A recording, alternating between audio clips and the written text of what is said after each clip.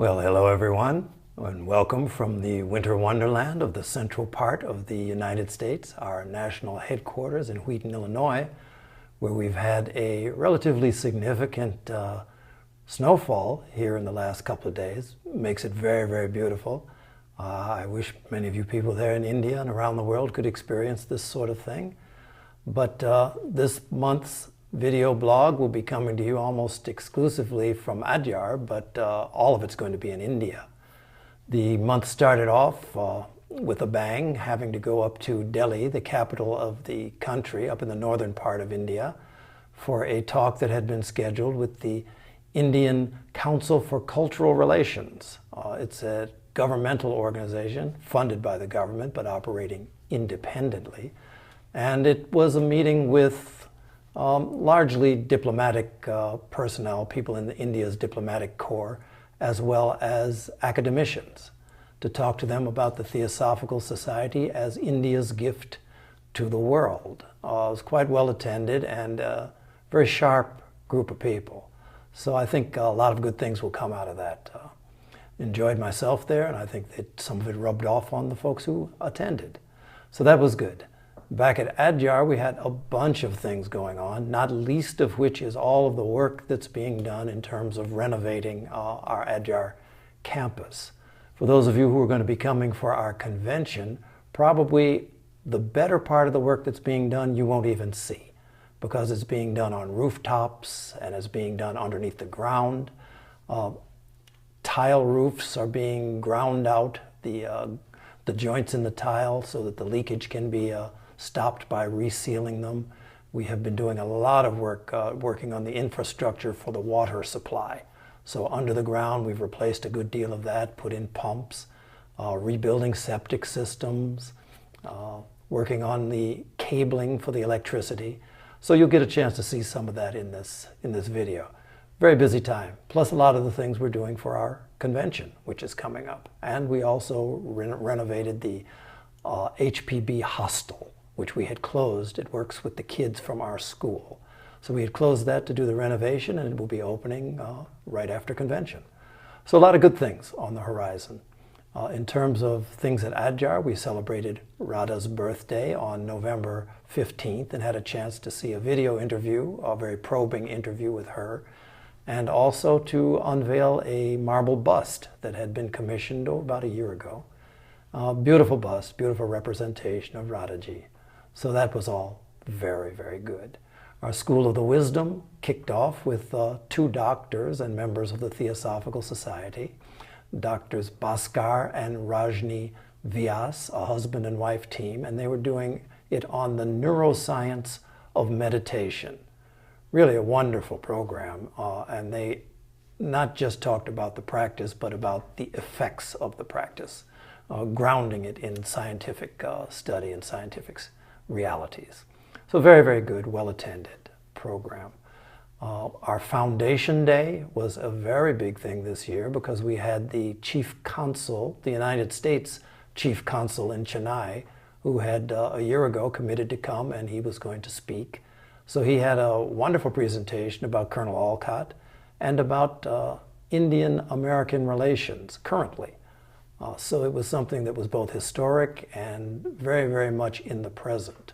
A lot of things I had no idea about between India and between the United States. Very, very good program. So we had that. We also had a children's choir that joined us. They're going to be singing during our convention. And it's a choir of 500 kids organized by Srini Krishnan, an international music educator. So very exciting, very uplifting, very energetic group. We had 300 of these kids come to the campus for a filming for some sort of promotional thing they're going to be doing, and also to rehearse. So they were at our Blavatsky bungalow and at our Bharat Samaj temple, our temple of light. So that all too was very good. But all in all, we had a bunch of things going on, which you'll get a chance to see a lot of the images in this video. So it's going to take you around a bunch of different places. I hope you don't get tired watching, because it's an awful lot of work going on. But take a look, And as always, I do hope that you enjoy. So the better portion of this blog, we're going to be talking about 3 namastes, 3 greetings that took place during the course of the month. The first one took place in Delhi. The next 2 took place at Adyar, one on Foundation Day and one for the School of the Wisdom. Let's start with the first one that took place in Delhi between myself and Professor Lokesh Chandra. We flew up to Delhi for a talk at the India Consul for Cultural Relations. It was co-sponsored by them and the Indian International Center. Actually came at the time of the worst air pollution crisis in Delhi's history. You see a little bit of that. It affected my voice later on. But the talk was held at the India International Center, and it was something that was really by invitation, and it turns out that the audience that I was speaking to was a group of diplomats and academicians. It was chaired by Professor Lokesh Chandra, one of the most brilliant people I have had the occasion to meet, author of 600 books, if you can believe it. He's an Indologist and one of the most brilliant people in terms of Indian culture and society.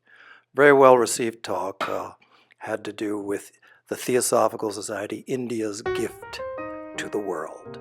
Coming back to Adyar, we had 300 children who had come to sing. They're going to actually be singing at our convention, and they had come to rehearse and to film. So 300 children and their teachers. Internationally known music educator Srini Krishna put the program together. I express my gratitude and thanks to the President of the Theosophical Society who was so kind to be here today, Mr. Tim Boyd. Tim.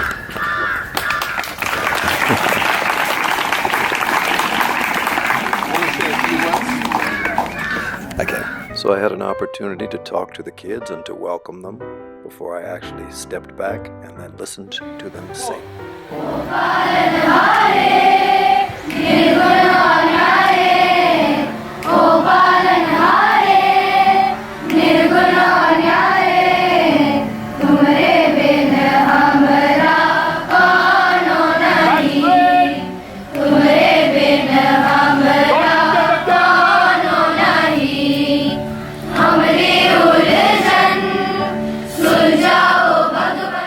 So the first location for the filming was at our Temple of Light, our Hindu temple, and a wonderful location for such a place for the singing and for the vibration of the children's voices.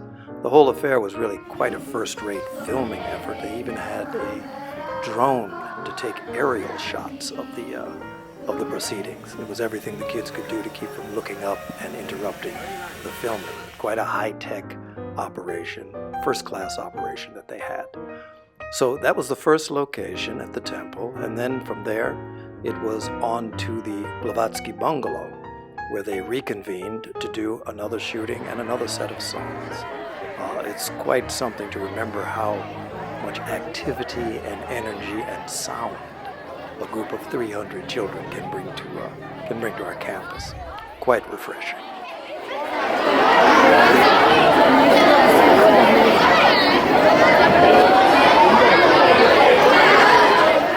So both students and teachers were looking forward to coming over to the Blavatsky bungalow, largely because, of course, they wanted to do their shooting and their singing, but also because it's near the banyan tree, which they know to be one of the oldest banyan trees in all of India. So many of them were quite happy to be there and to take shots of themselves with the great banyan tree in the background.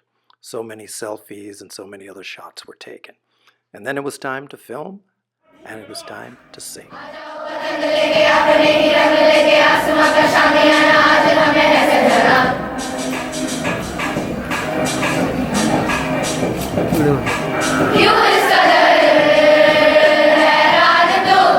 Keep singing.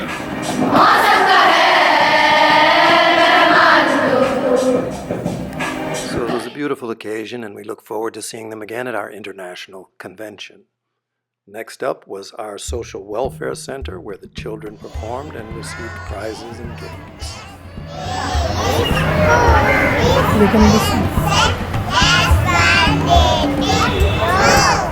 It was a lively afternoon, and the children all dressed up in their different costumes for the occasion. They just love to perform, and they perform quite beautifully. These are just little kids their mothers who have to work during the course of the day have an opportunity for their children to be cared for at our social welfare center. So it was prizes for the kids, and also there were prizes that were given to some of the parents, oftentimes appreciating special sorts of parenting skills. Rada Bernier's birthday came on November 15th, and we had a special occasion for that, unveiling a bust that was done of her and also having a video that was done previously in an interview. Good to remember Radaji. And now for the second Namaste, which took place on our Foundation Day, November 17th, the day of the foundation of the TS, when Consul General, United States Consul General Philip Min came to speak and to visit at the TS. We got a chance to plant a baobab tree together and also to reminisce with a fellow New Yorker. So we talked a little bit about New York and things of that type.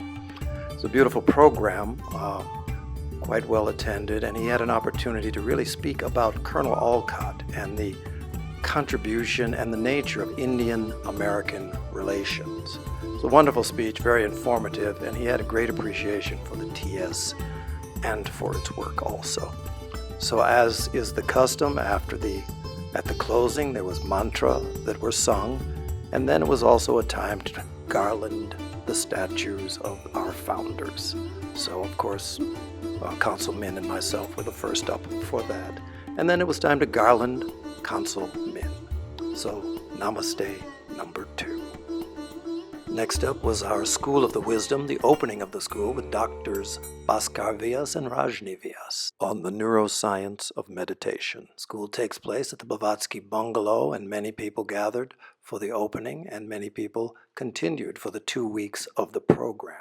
Great deal of work was done in preparation for it by our International Secretary, Maria Artema, and so at the opening she was garlanded by Dr. Vyas, and as president I was garlanded also by Dr. Vyas. Namaste number 3. Also had some lovely visits during the course of the month, this one with Anand Mandekar, one of the luminaries in the Anthroposophical movement, and this meeting with the Women's India Association, which was the very first president was Annie Besant. They're celebrating their 100th anniversary and will be having the function at Adyar.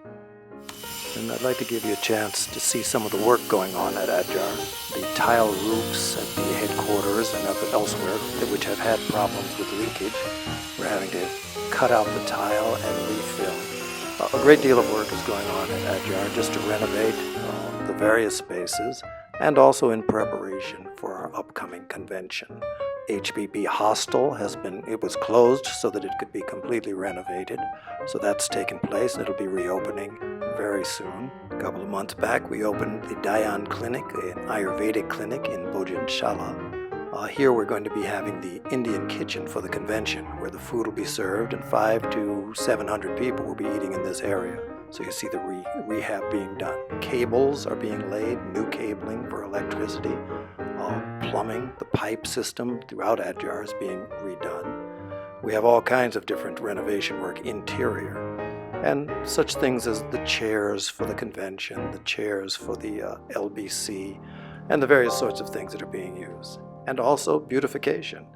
In preparation for our upcoming reception for our 1,000 delegates, garlands are being strung.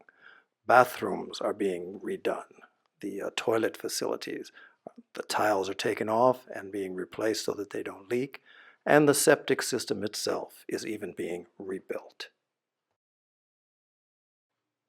Then it was time to take that long plane ride back to the U.S. and arrived in time for the holiday season.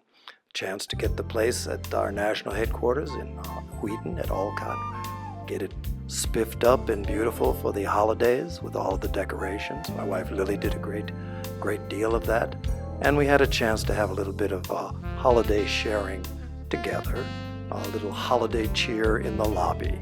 After the Christmas tree is up, we had cookies and hot chocolate, and hot cider, and all the staff gathered and just had a chance to just take it easy and enjoy each other's company and the holiday season together.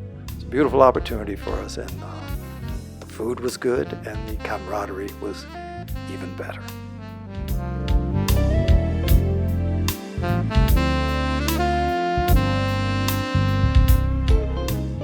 Back at Adyar, after much anxiety about the weather, the water not coming, the monsoons finally did begin. And here at Olcott, after a season where it was summer-like temperatures all the way into almost December, the first snowfall appeared and didn't seem like it wanted to stop.